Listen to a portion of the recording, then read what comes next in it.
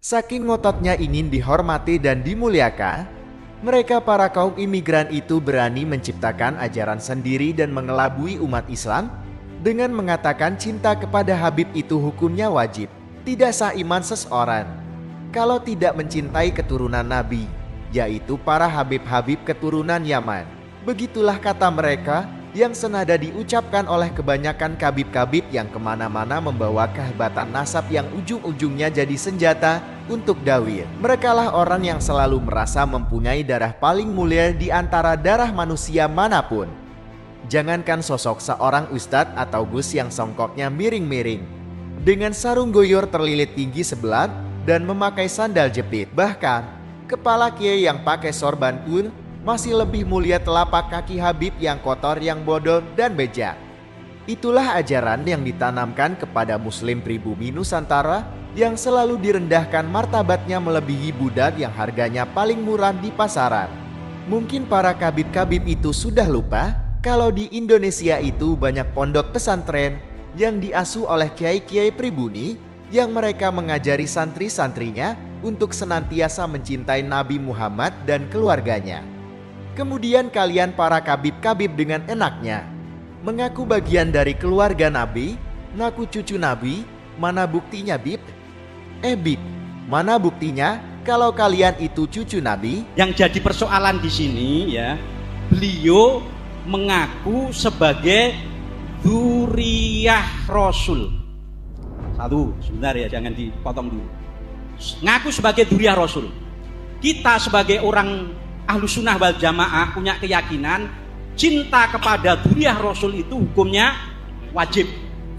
Kalau wajib berarti ini masuk disebut syariat agama Islam sing dicekel wong Ahlus Sunnah wal Jamaah. Kalau sudah syariat, itu mesti ada kitab sasaran syariat. Kecintaan kita itu sah kalau yang dicintai sah, kitabnya sah. Jenengan ibadah haji, Ka'bahnya harus Ka'bah yang asli. Ini saya asli. Jenengan tenggene Pak Waloyo muteri Ka'bah ini ping 1 juta lah. Tapi karena Ka'bahnya palsu, bisa nggak dikatakan haji? Ka'bahnya no gedangi itu ale. Karena ini syariat, kitabnya harus asli. Dzurriyyahnya harus dzurriyyah asli yang meski terkonfirmasi secara ilmu nasab dan genetika. Karena genetika ini jalan terakhir sebenarnya. Nasab saja dari penyelidikan ternyata. Problemnya ulama ini di sini supaya syariat wong awake Ahlus Sunnah wal Jamaah tidak sasaran.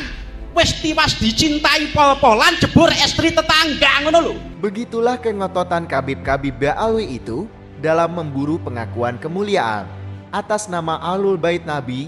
Kabib-kabib itu tidak justru ngaca dan melakukan evaluasi introspeksi diri, malah justru mengiblis-ibliskan orang yang berbicara menggunakan ilmu dan bukti-bukti data. Apa manfaat sebuah nasab? Walaupun Anda itu putra seorang Nabi dan Rasul, kalau akhlak Anda seperti Kan'an, maka nasib Anda juga seperti Kan'an, akan ditenggelamkan oleh Allah Subhanahu wa Ta'ala di dalam air. Dengerin ini, sing senengane bingung masalah nasab.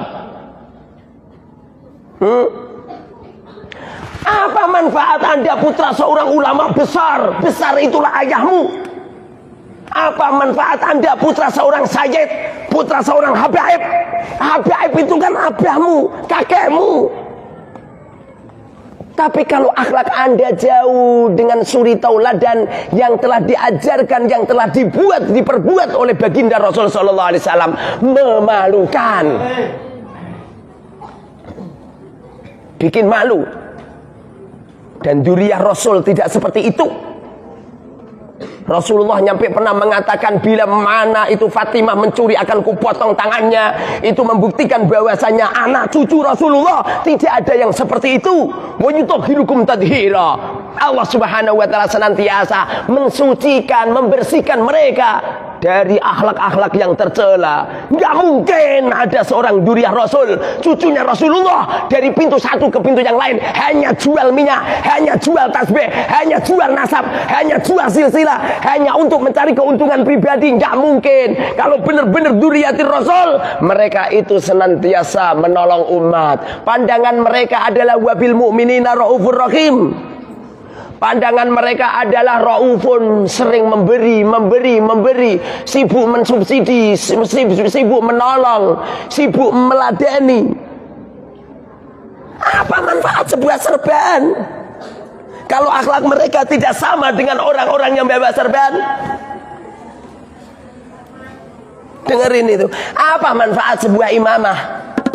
Lebih baik gak pakai imamah tapi akhlaknya baik. Kalau akhlaknya bejat, di mana letak nasab Anda? Dengerin itu. Apa manfaat panjang-panjangan jenggot? Hah? Kambing saya, ini kambing tetangga saya, jenggotnya malah panjang-panjang. Lebih keren-keren.